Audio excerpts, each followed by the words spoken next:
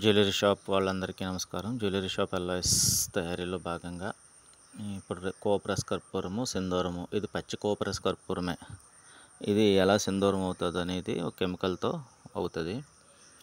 ఇది కెమికల్ ఇందులో ఉడకబెడితే సింధూరం అవుతుంది. అయితే కట్టిన కోపు ఉంటే బాగుంటుంది. ఇది పచ్చి కోపు సింధూరమే. ఇది కేవలం వైద్యం కోసము చేస్తున్నాము. ఇది 2-3 కెమికల్స్ అంతే. ఇందులో మనం ఈ కోపు మొక్క చూడండి, అది కోపు మొక్కని ఉడకబెడితే జస్ట్ ఒక 1 అవర్ లేదా హాఫ్ అన్ అవర్లో సింధూరం అవుతుంది. ముక్కలాగా సింధూరం అవుతుంది.